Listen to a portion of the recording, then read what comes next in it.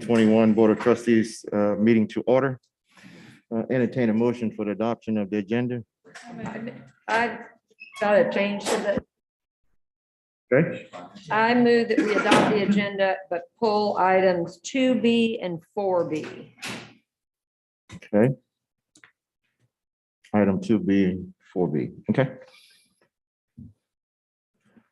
All right, that I don't think it's- moved by Ms. Coates, second by Ms. Darby.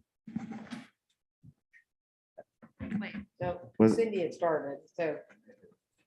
Cindy, are you good with pulling 2B and 4B? Yeah, that's the GABA. Yes. Position change. Yes. Yep. Okay, All right, any questions? Hearing none, we ask that you please cast your vote.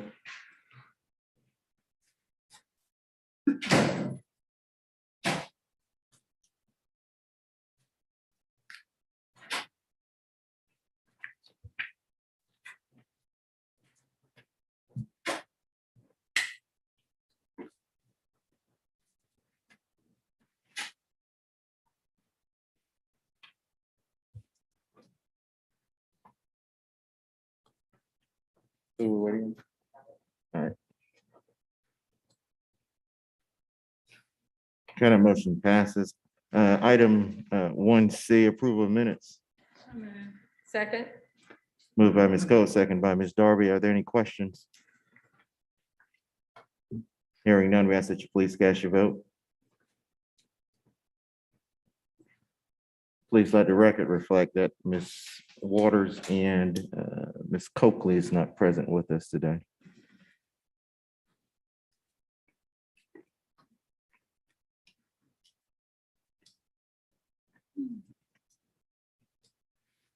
That motion carries. Entertain a motion to go into executive session. so move. Those of you that's not a part of executive session, we ask that you please excuse yourself at this time, and you will be notified when to return to open session.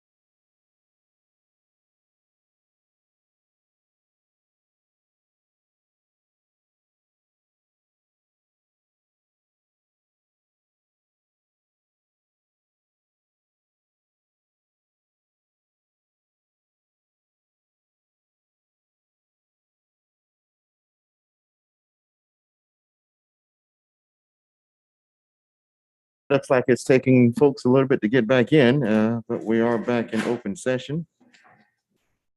They're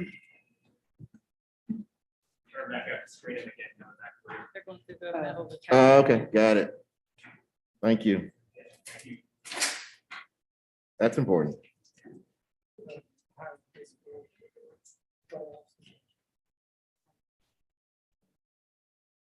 It was ridiculous.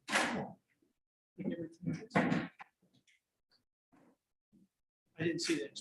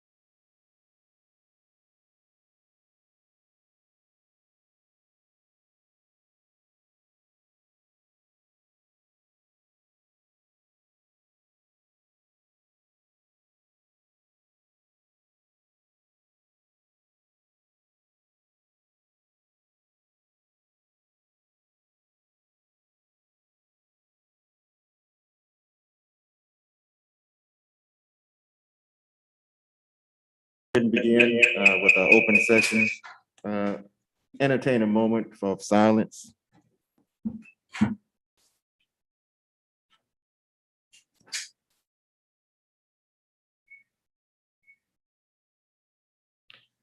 As such, please stand for the Pledge of Allegiance.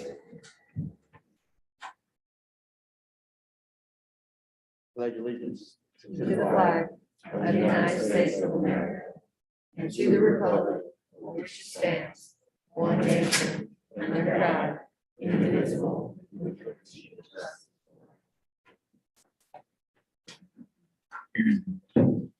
justice.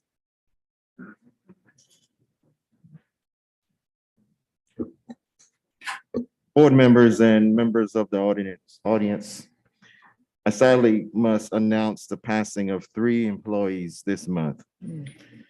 The first was one of our teachers, Amber Pedigo. Ms. Pedigo was a member of the Military Magnet Academy family and was a special education and resource teacher. She was 42 years old.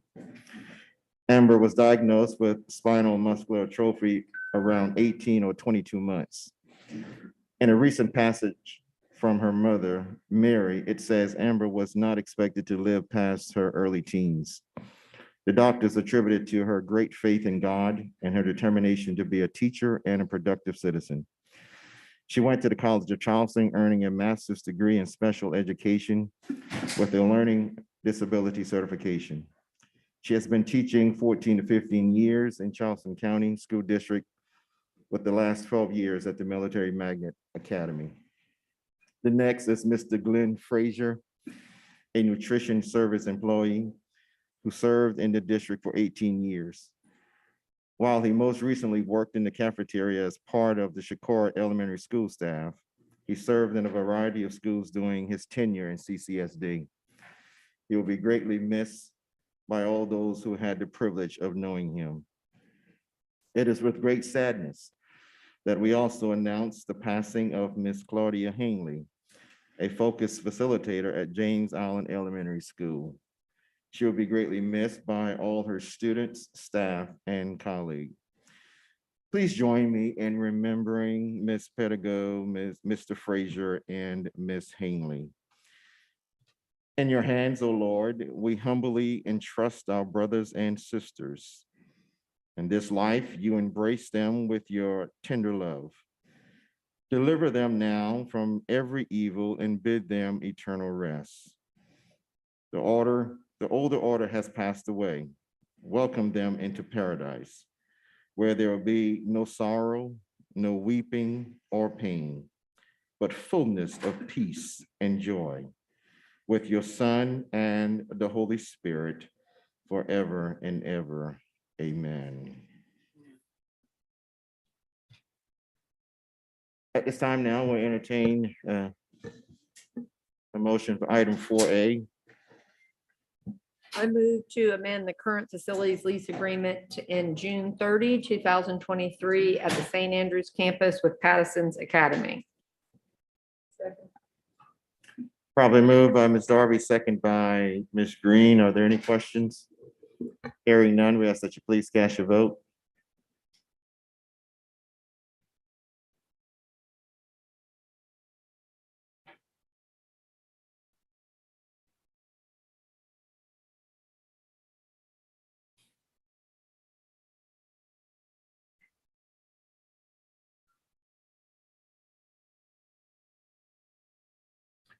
That item passes. Item 4C. I move that we approve the foreign exchange student for Wando High School for the spring semester. Moved by Ms. Darby, second by Ms. Green. Are there any questions? Hearing none, we ask that you please cast your vote.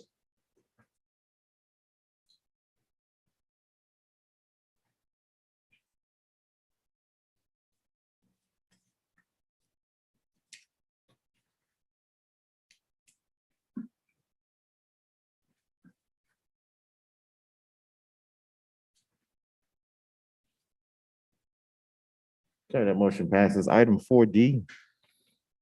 I move that we send the student to Turning Point Academy.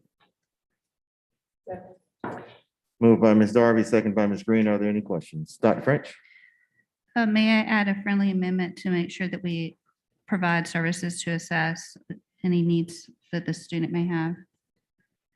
What was the friendly amendment, Dr. French? I didn't hear. I'm not sure if we should talk about anything specific, but I just wanted to make sure that we provide any services that the student and their family have requested. That's sort of what Turning Point is. Yeah. So Yes. So is this is there I any, go ahead. Ms. I Darby. think I think based on what the services are that we offer at Turning Point, they would assess what the student needs and make sure those services are provided. Because we can't say we're going to provide services because we don't know what the assessment is yet. We need to Okay. let the school do that. And Yeah. services at So- Turning Point are not, they're sort of the reason it's there. It's not that the staff can determine to or not to provide them. So bottom line, those assessments will happen when the student gets there, if this motion passes. Okay, All right, Dr. Frazier? Yes, and I think we ought to add too, because we have decided not to uphold the constituent board's decision. I think that should be in the motion. Okay, That should be a part of the. so I move that Are we, you, well, hold one second. Mhm. Are you asking That's for a a friendly amendment Friendly here? amendment. Okay, we just need you to state that. If Yes, that's the I'd case. like to add the friendly amendment that we have decided as a board not to uphold the constituent board's decision. that's fine. All right. Shirley, do you have that? Any further questions?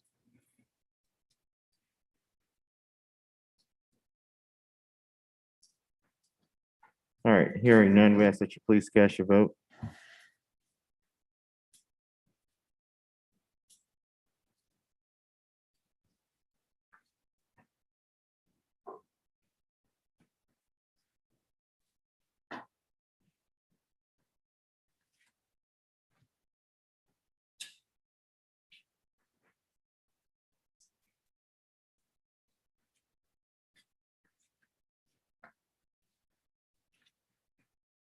Okay, that motion passes.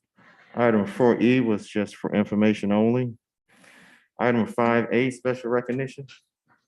Ms. Taylor?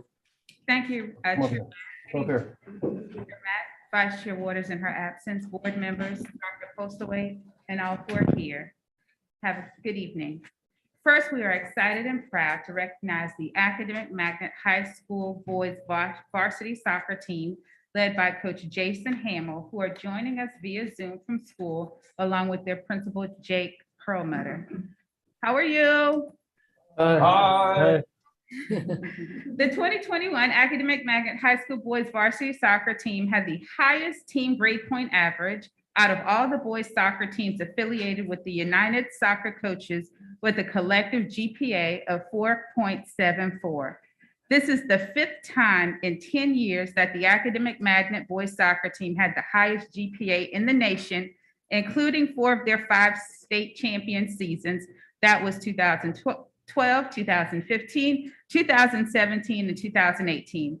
This is also the 17th year that the Raptors have earned the United Soccer Coaches High School Boys Team Academic Award. Please join me in giving a warm round of applause to Coach Hamill, Principal Perlmutter, and the outstanding student athletes of the Academic Magnet Boys Varsity Soccer Team. Congratulations.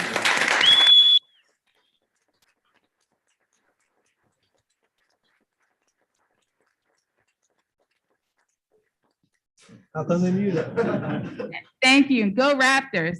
Go Raptors. Thank you. You heard that? Next, we're excited to honor Ms. Judy Condon, principal of Angel Oak Elementary School. Ms. Condon is unable to join us this evening. However, Michelle Simmons, our Associate Superintendent for Elementary Learning, is here to accept this honor on her behalf. Ms. Condon was selected as the 2021 Palmetto State Arts Education South Carolina Arts Administrator of the Year.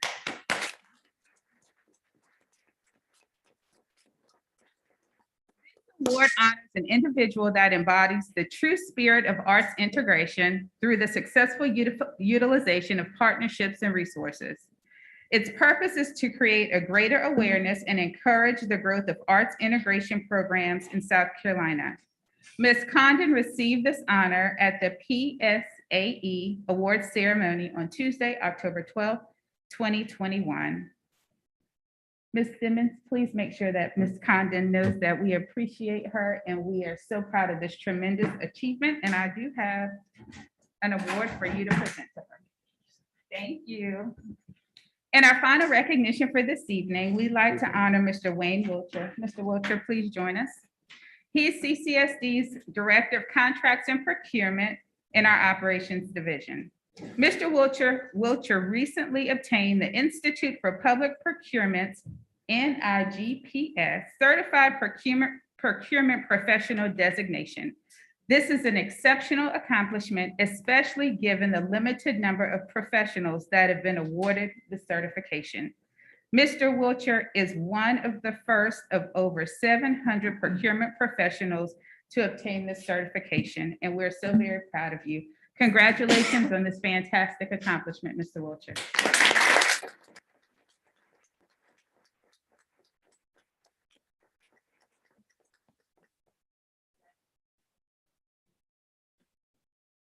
Chair Mack, that concludes our special recognition for this evening. Thank you so much. Congratulations again to all of our honorees on tonight on a job well done and your accomplishment, and to our, I think our academic magnet students have already left, correct? Yeah, well, congratulations to them again as well on their accomplishment. At this time now, we'll have public comments. Ms. Darby? Okay. Thank you, Reverend Matt. For public comments today, we have 6 public comments that we received via email. So everybody should have gotten those on the board.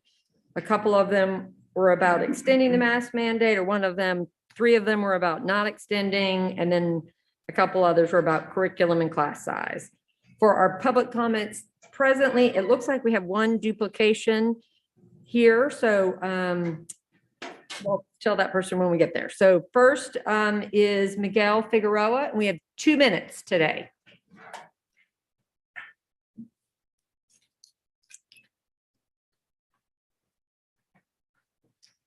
All right. According to greatschools.org, the top 3 schools in the city of Charleston are Ashley River Creative Arts Elementary, Daniel Island School, and Orange Grove Charter. These schools have a higher than state average test scores. These schools also have less than 20% low-income students, and they're 70% or greater Caucasian. Contrarily, the 3 worst schools are Simmons Pinckney Elementary, Burke High, and James Simmons Elementary. These schools test well below state average, and these schools have greater than 80% low-income families. They're between 60 and 90% Black. So this is just 6 out of 31 public schools in Charleston. There are 14 schools rated at 4 out of 10 or below. Given the fact that this board has spent somewhere in the neighborhood of $30 million, which is a low estimate, on mask mandates, couldn't some of these funds have been better spent on these schools that have students that are being left behind? Any elementary school, mind you, there was 2 that were rated as 2s that I just mentioned. Any elementary school rated a 7 or below is really unacceptable. These kids are sponges, they're ready to learn, so it's not the children who's the problem. So why haven't you taken the spare no expense approach with these schools to better the educational experiences of these children? The same approach you've taken with mask mandate implementation would work to get these kids a quality education. Yet this board has chosen to ignore the issues at these schools that prevent these children from getting a high quality education. So why is that? You've taken out this war chest of money to implement this mask mandate, which is, not really about the mask mandate, but why hasn't this money been allocated to these children that need it? That's a huge question that I have.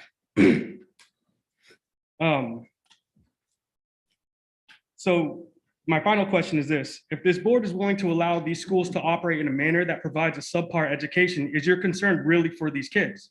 Do you really care about whether or not these kids read or do math at grade level? The evidence suggests that you do not. I don't think that's actually the case. I'm just bare facts is it looks like you don't. Mr. Figueroa, your time is ending. All right. Last thing, you guys control the budget and you can fix these schools. You have that power. You should do that. Thank you. The next person on the agenda is Tara Wood. I think there might be a duplication on here, so can you cover both of your items at this point? I don't know what that means, duplication. What do you mean? But it looked like somebody had you on the list a second time Really? to speak. So if it's my mistake, I apologize. Okay, okay. So thank you for your time today. So the reason I wanted to speak to you today is I want to see if you would reconsider your school board policies. And because parents need more, we need more transparency. And for one thing, allowing 30 minutes for public comment is not enough. It should be at least an hour. And so also you allow 30 slots. If more than 15 sign up, that gives us 1 minute to speak. And y'all know that 1 minute isn't enough because you can't get a thoughtful point across in 1 minute. And then people are just talking so fast and you probably don't even understand what we're saying half the time. So I just think there needs to be more parents allowed in the room as well. So we need more time to speak. These public comments that parents take the time to write to you, they need to be heard because these parents can't be here because they're at work. And it's really important. I think you should reconsider the time that you start these meetings. I hear it from so many parents. It would mean a lot. And they need to be able to come here after work, like all the other school board meetings across the country.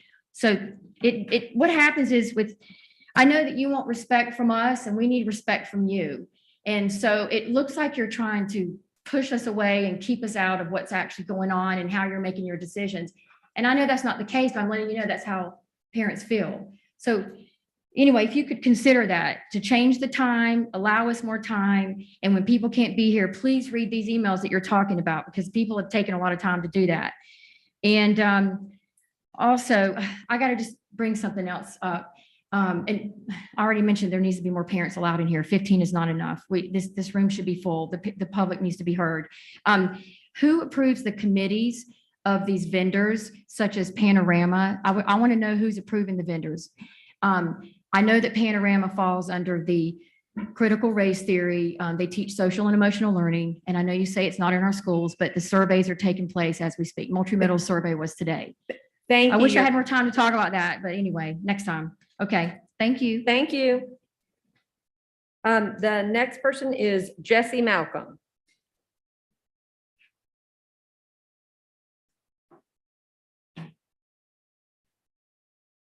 No Jesse Malcolm? Okay. Yep. Okay, then the last person is Lynn Piper Loomis. Hey, everyone. So I want to talk to you about life, liberty, and the pursuit of happiness. In life, we need to restore the sanctity of life across the board. And we don't have that in education. Liberty, we have the liberties of our children being removed, and the pursuit of happiness. We need to restore the sanctity of happiness. What has happened in these schools with social emotional learning, critical race theory, in place of that, we need civility. We don't teach civility. We've taken away from the image of God, the creativity, the uniqueness, true diversity, fostering an atmosphere which also fosters a culture of diversity at the same time. Instead, we see masking and CRT, which is just a diagnosis. It's a symptom of a root of programming, misdefining, misdescribing, and that's dangerous. It teaches children a controlled school of thought that removes their inherent origin that all of us are created equal and valuable. And so when you begin to say that a child is inherently racist because they're white or because they live in a different demographic, that they have less opportunity because of an area that they live in, which would take us to school choice, that's a story for another day. Our unalienable rights were endowed to us by the Creator. Every single one of us have an equal opportunity. And instead of talking about all of these things based on someone's status or skin color, we need to be teaching civility, sitting across the table, treating others the way that we want to be treated. And if that child has less of an opportunity because they don't have a school choice and they need to be in a different a school, then we need to address that where the money follows the child and goes to a school that would give them better opportunities instead of teaching them that their best friend who is a different race or a different status is less than or racist. And when we get back to this, Thank you. Your time's up. anyways, that eliminates growth stunt and promotes true human and community development. Thank you. Okay, that is it unless Jesse Malcolm was here. Nope. All right, that ends the public comment. Over, Matt. All right, thank you, Ms. Darby. Thank you to our public comment speakers today. At this time now, we'll have superintendent's report. Thank you. As Ms. Dangerfield gets the slides up, and we want to thank her for taking care of all that technical aspects of the meeting tonight. I will launch right into the first slide, looking at the DHEC metrics. We see that we are trending downward. That's the information on this slide and also on the next slide. As we look at the incident rate, we're 229.5 per 100,000. So we're 29.5 over what it would take us to be in the medium range. Our trend is low and our positive testing rate is 0.3 of a point from low. If we go on to the next slide, we see that reflected in the number of COVID positive cases by week. The blue on the graph lines represent students and the orange represents staff. We came down from a high of 473 that you see in the highest bar to 78 total last week. So less than 1% of the population of Charleston County schools was out due to COVID last week. So this is all really good news. At the last business meeting, the board took some action. We see that on the next slide. You asked us to reach out to public health experts to develop guidelines to inform mask decisions for the remainder of the year. We have reached out to medical experts. We've asked 5 questions, and these are the 5 that are most frequently asked by parents and students. So the first is the guidelines related to face masks. The second is the length of quarantine for students and staff in various sorts of situations. The third is operating protocols for sports as we move from fall sports into winter sports. Number 4 is asking for COVID testing prior to the time that students get on long bus rides to go on overnight trips especially. And then finally, the best recommendations regarding safe practice of indoor choral performances. So we're waiting for a response from the first group of individuals we reached out to, and then there are 2 other sources that we checked with as well. So one board member had asked to be part of the meeting. So if indeed we end up having a meeting, we will include that board member. So there'll be a board representative on that meeting. The next slide, we get into some operational updates, and I would defer to Mr. Barowie to help with that. Thank you, Dr. Mostowait. All these are focused on the efforts of our nursing team. The testing program has been very, very positive. We got off to a slow start with our DHEC third-party vendor, but we are offering testing at 16 sites every week, and that will continue for the foreseeable future. The booster shot plan for our staff, our school nurses, where possible, are coordinating with the respective pharmacies that are providing their flu shots. And we've had a number of schools that have already offered that booster shot. We'll also continue to communicate the community sites that were provided by DHEC or other providers. We'll continue to put those in the weekly updates for our staff. And finally, we're looking at the possibility of offering an early release of students on the 19th of November. That's the day before the Thanksgiving break would begin, and offering a central booster shot site at 2 different locations for district staff to travel to. That would close us out for the Thanksgiving break. And lastly, we are researching the possibility and the opportunities available for the COVID shots for the 5 to 11-year-olds. Ellen Nitz is working with medical providers to find the best plan to offer that opportunity between now and the Christmas holidays. Thank you. And then refocusing, if we might, on the vision, the Achieve Charleston vision, which is about closing the readiness gap for many more of our students. We had a terribly disrupted year last year. As we refocus this year, we are looking at what it takes to ensure that each of our students makes continuous progress along the way. And this evening, we'd like to focus on the supports that are being provided for English language learners. So I'm going to turn the floor over to Ms. Taylor, who will introduce some staff members who work in her department for the next portion of the presentation. Thank you, Dr. Postlewaite. Board members, it's with excitement that I introduce Ms. Angela Rush. She is our Director of Translation and Interpretation Services, and her team have been working exceptionally hard to make sure that our non-English speaking families are able to communicate with us. There's two-way communication and are able to participate actively in their children's education. So with that, I'm going to ask Ms. Rush to introduce her staff as well as talk about all of the great progress that they've been making over the last few months.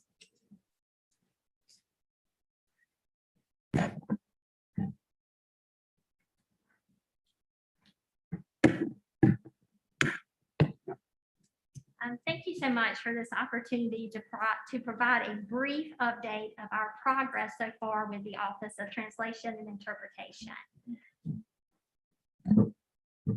I know that you know that in March of 2021, the Charleston County School District entered into a settlement agreement with the U.S. Department of Justice. I know you are fully aware of that agreement and all of the requirements within the agreement, but I do want to reinforce that the agreement focuses on equal access to information. We are required as a district to ensure that multilingual families are able to have meaningful communication. And the word meaningful goes back to the fact that it needs to be in a language that they can understand. As a result, the Office of Translation and Interpretation, we were developed, our office. And there are many purposes for this office, but the biggest one is the fact that we want to support and help schools in meeting all of the requirements outlined in the agreement, but also that we are able to empower and equip parents with all the information that they need to be able to actively participate in their child's education.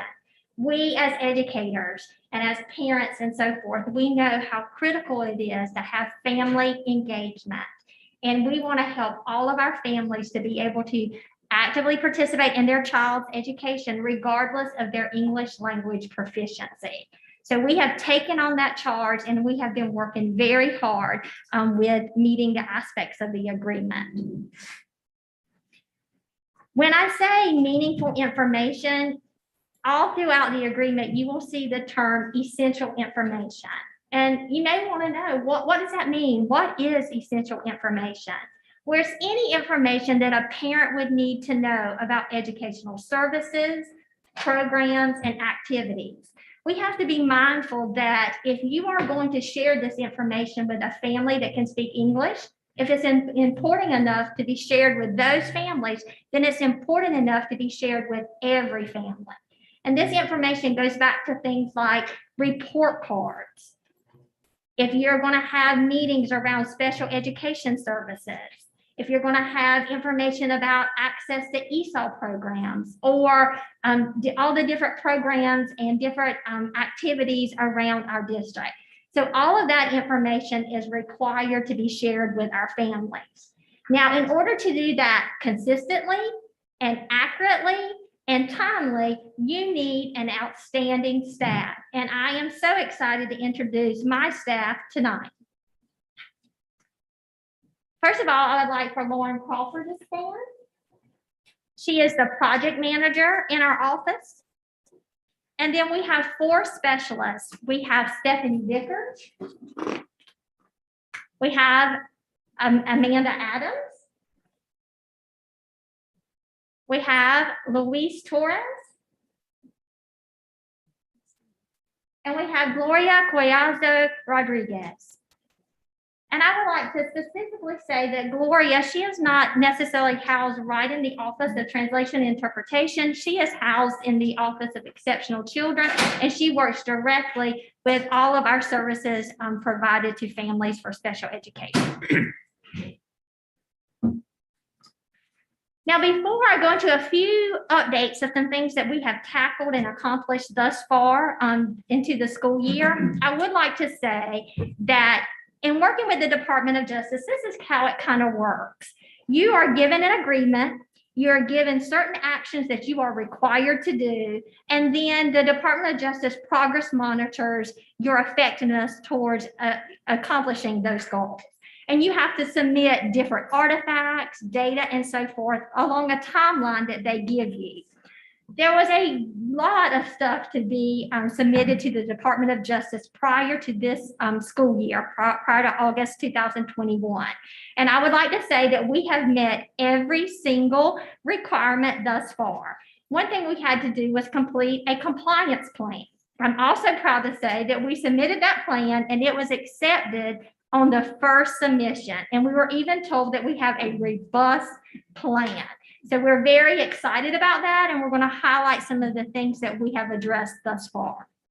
One thing, in order to support schools, we have many schools. We have over 5,000 multilingual students in our district. We have over 4,300 parents who speak Spanish. So we have a lot of work to do. So you have to be able to organize how are you going to manage requests coming into your office? How are you going to document services? How are you going to track that data? So when you have to submit it to the Department of Justice, you have that data organized and readily available. So we have implemented an electronic system to manage all of this in our district. And within the district, staff go to what we call the CCSD Language Access Portal, and that's where they make requests, document services, and that's how we identify schools' needs and we provide services to them.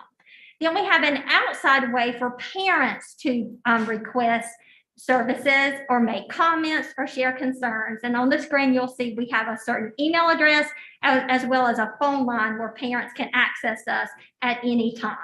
So we have implemented these processes, and we have been doing a lot of professional development on how to use the portal effectively so that we can make sure that all of our efforts are documented and monitored.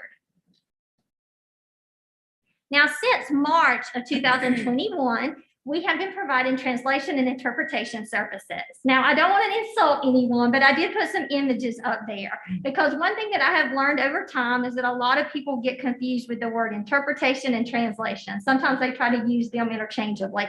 They have different meanings. Translation, I like to say it this way, T in text is about the written piece.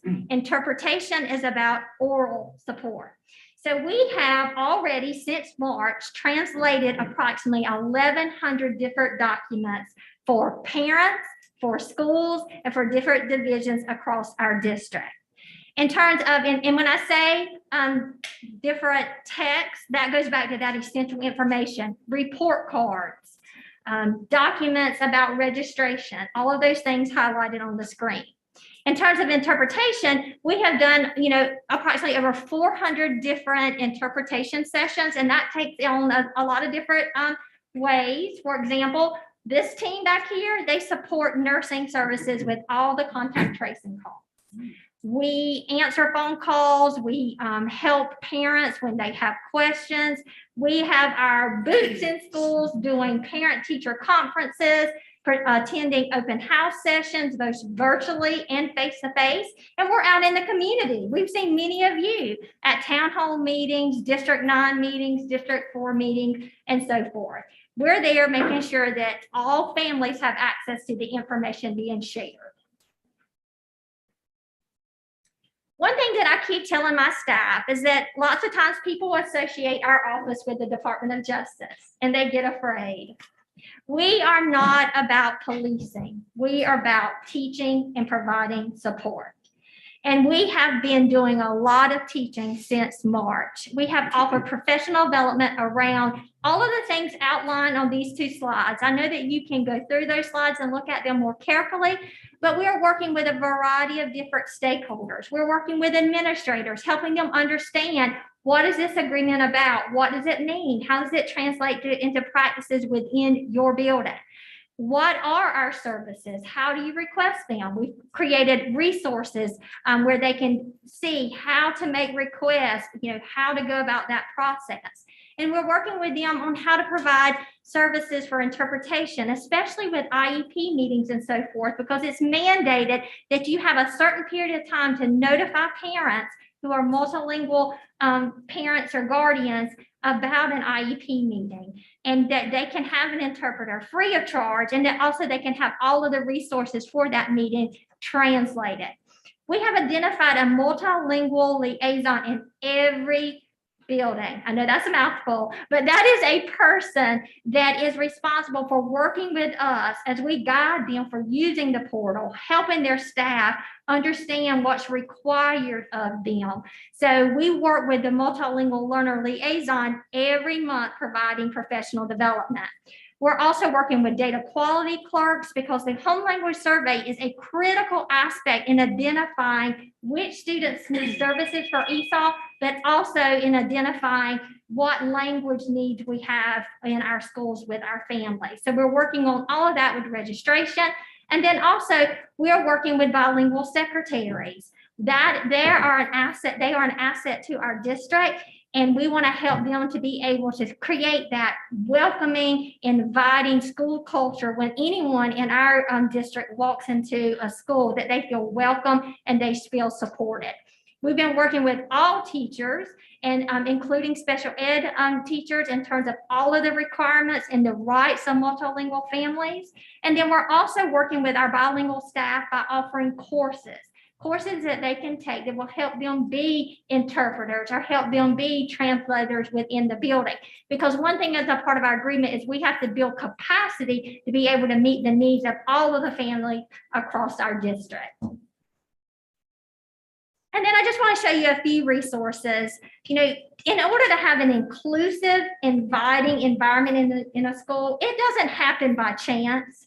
It takes strategy. And we're trying to give every school certain resources that they can put into their front offices so families can walk in and feel supported, and they have that message immediately that this building cares about me. They want me to know what's happening in the school and what's happening with my child. And so you'll see a lot of the little, we call it a language access toolkit, where we're providing a lot of signage and so forth to help our families. So that's just a brief overview of where we are. We hope that we can continue to come back throughout the year and give you updates on our progress. We are very positive about this work. We're very excited about this work. We see the Department of Justice as a thought partner for us, and we're embracing this opportunity to do better for our students and our families. Thank you, Ms. Rush. Reverend Matt, that concludes our report. Thank you. All right, thank you so much. Are there any questions? Dr. French? Yeah, so I want to start with the last part of the presentation and congratulate you on receiving that communication from DOJ that you have a robust compliance plan. Really glad to hear that. And I just want to check in with Dr. Postlewaite, because part of the settlement is that compliance plan is supposed to come before the board for us to approve. And we haven't seen that yet. So would like to know when we'll be doing that. I actually would defer to the district's attorneys. I have not worked personally on the settlement plan, Dr. French. I'll work with communications and we'll go ahead and get over to the board. That's not a problem. Okay. And then the second thing I want to just bring up, clearly you're doing a really good job reaching out to a lot of different language speaking families. I'm aware that we're potentially expecting refugees from Afghanistan and possibly Haiti in the area in the coming months. And are you preparing for that to specifically support those families and make sure they get not only the language, but get connected to the other services they need. Yes, ma'am. We are working with the ESOL department closely. We have a lot of family advocates in that particular department who help us reach out to families. One thing that we're doing, our staff is predominantly Spanish speakers because of the agreement and because of the number of Spanish speaking families in our district. But we have also partnered with outside vendors that help us have remote interpreting options and language support in over 240 different languages. So we're setting ourselves up for success by also capitalizing on a variety of vendors to meet our needs. So we will be assessing all of the any new families coming into our district. We will access their needs and try to make sure that we're meeting them. Okay, thank you. Okay, any further questions from any other board members? All right, hearing none. Item 8A, Vision to Learn program. That information was shared in your packet for information. Mr. Brewery. Yes, sir. It gives me great pride to introduce our director, Ellen Nitz, as well as Allison Wukovitz. She's one of our nurse liaisons. They're going to provide just a very brief overview of the program, and they've got an accompanying video that was completed recently by our communications department. Okay. Good evening. We're excited to offer a mobile vision program to CCSD. The program is called Vision to Learn. And what this does is it brings vision services to all of our Title I schools. So Vision to Learn is set up with 4 key steps. They go in initially and screen all the children for any vision issues with a state-of-the-art camera such as this. And then we also, after that, they will look and see which of the children still need further exams. And from there, they will then start doing those exams at each school, which is a very large percentage. And then if they see anything that they think needs further evaluation, we then reach out to our local resources and then have that child examined there. And then finally, that child, if needed, would get a free pair of glasses. So we're very excited to say to date, we've had 4,481 students that have been screened in 13 schools. And then we've had about 22% of those students that have needed glasses out of the 1,177 that have been screened to date. So we've ordered 260 pairs of glasses as of today, and over 107 of those have already been handed out. So this is a very exciting program that we're going to be able to see a little bit more about how the kids react once they finally get those glasses. Yeah, that's important. It's critical. I can't begin to, I'm sorry, video. Yep, it's a video coming.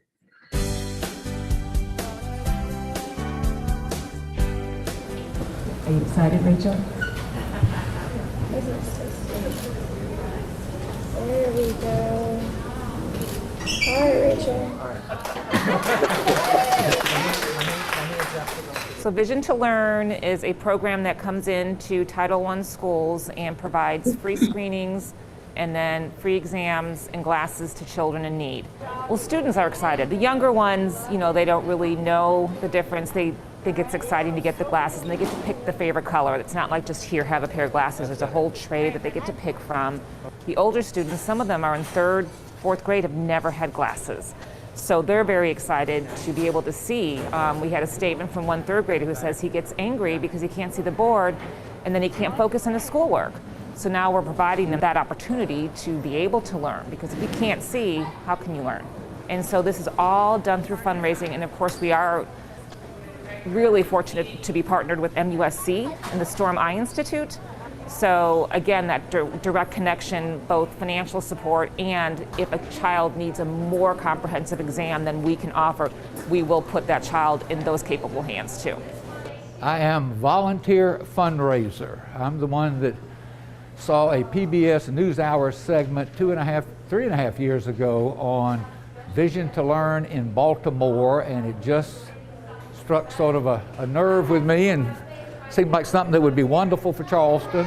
And I just have a feeling that these glasses will help these children get more out of education. I just don't know how you can expect children to do well in school if they don't have uncorrected vision issues.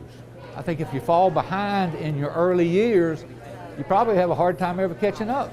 The parents are so excited. We sent home forms about the Vision Initiative, and every single parent signed it. They really want their children to have a leg up and to be able to move forward with their education. And the children love it because they can see clearly now. When we think about the learning disabilities or the learning deficits that our children have, the first thing we have to think about is to take out the physical challenges, and then now to know that all of our children have been screened and those who need glasses will get them. It's an amazing opportunity. And I'm just so happy and blessed that we have been chosen to be a part of this. All eyes on me. Let me see those beautiful smiley faces under those masks. Beautiful.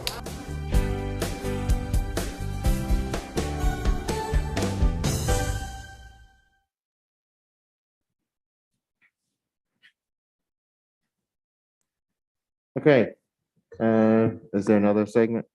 I was about to say something early and then the video came on, so I just paused for a brief moment. I just wanted to say, you know, this type of opportunity is a game changer for students in their learning capacity. Those of you that are present here in the room now that are wearing glasses can understand and appreciate the glasses that you have on your face. It just makes a world of a difference for you to be able to see more clear and be able to understand things. Think about a student sitting inside of a classroom who cannot see clearly, no matter where they're sitting within their room. And here you have instructional time or teaching is happening, and that child is sitting there and become to be frustrated, discipline problem involved, but because they cannot see the board or cannot understand everything that's happening. But these, the opportunity to have these type of vision game changers with students that are less fortunate or not able to get glasses is definitely an amazing opportunity for the learning within inside the classroom. I just applaud the effort of those with the Vision to Learn program to say thank you so much for assisting in this avenue with our students. Thank you so much. I think I'm going to ask the board if we don't mind giving them a round of applause. So thank you. Thank you.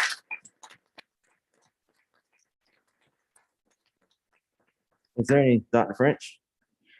Yeah, I just want to add, I'm really excited that you're doing this, but I also want to add a question.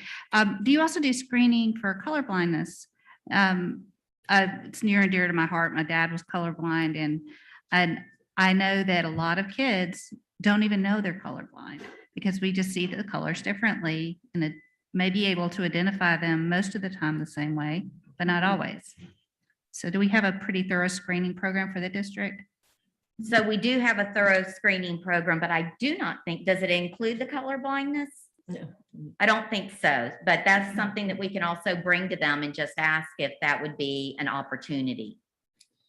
I think that would be really great. It can lead to some frustration for kids when they don't realize that they're not seeing what they need to see. Thanks. Well, and the really interesting thing is that some of our children did not even realize that they needed the glasses until once they had them. Mm-hmm. So, and now our big challenge in front of us is to make sure they keep their glasses, and they will do a replacement.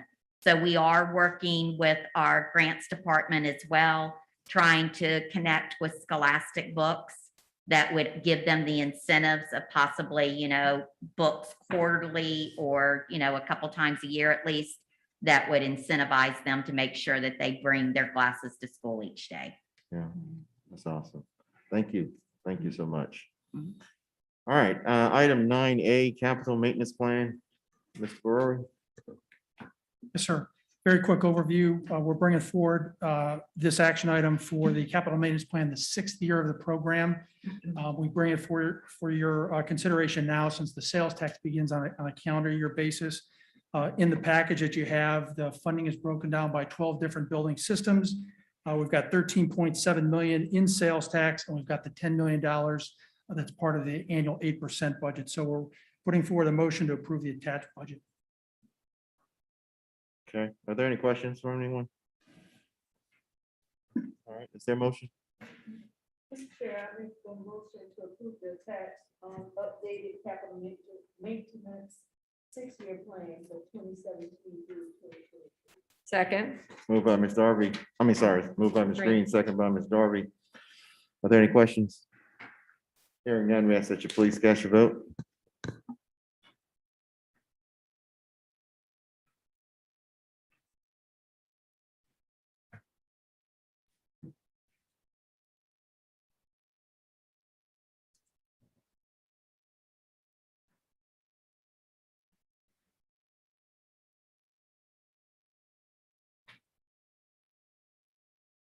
Okay, that passes. Item 9B. Yes, sir. Similar to the capital maintenance plan, this is the capital information technology plan for the same period of time. We break up projects across 9 different categories plus the project contingency. This year's budget is for just over $6 million in IT products. Okay, are there any questions? Hearing none, is there a motion? Motion to approve. Second. Moved by Ms. Green, second by Ms. Darby. Are there any questions? Hearing none, we ask that you please cast your vote.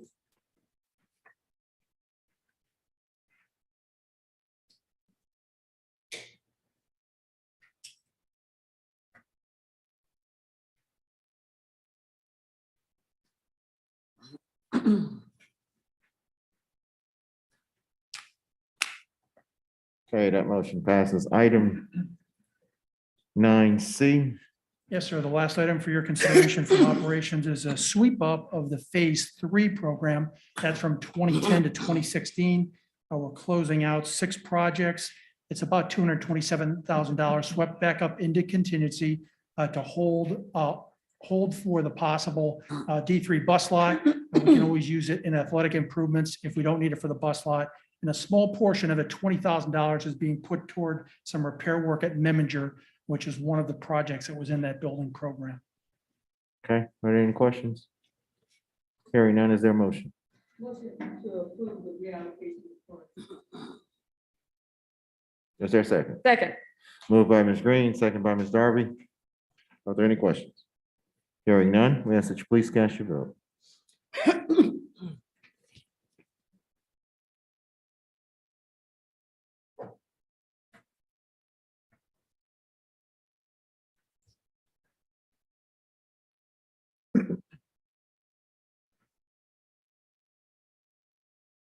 Okay, that motion passes. The monthly capital projects report, which is item 9D, is included in your packet. Were there any questions from any board members in reference to that capital report? Item 9E is the SWMBE report that was included in your packet. Mr. Kennedy, is there anything you want to share with us with that? I do not. Other than say that the first paragraph lists the percentages, summarizes the percentages. So if you have any questions on those, I can answer. Okay. Did anyone have any questions in reference to the SWMBE report? Hearing none, thank you so much. Item 10A is the South Carolina School Board of Delegate Assembly Handbook for information that was shared with you.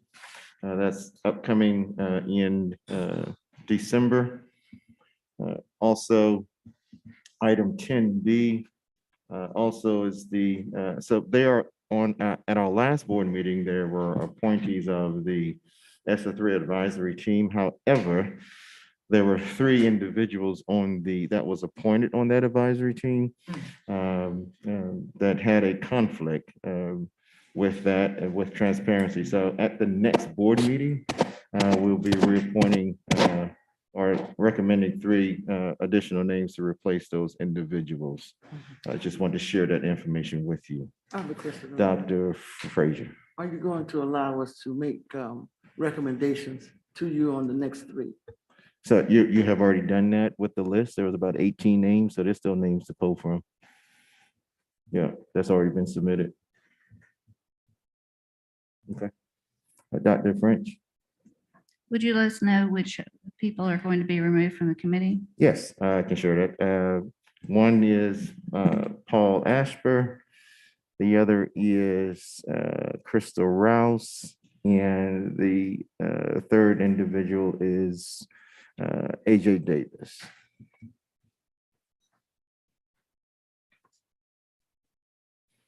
Okay, I'm sorry. Ms. Heather, Do we have a timeline for this process? timeline as the committee getting together? Well, for Mr. Hamer, I would say yes. He would like to get moving forward as in discussion, but Mr. Hamer is here, so unless it's, I'm not correct in that.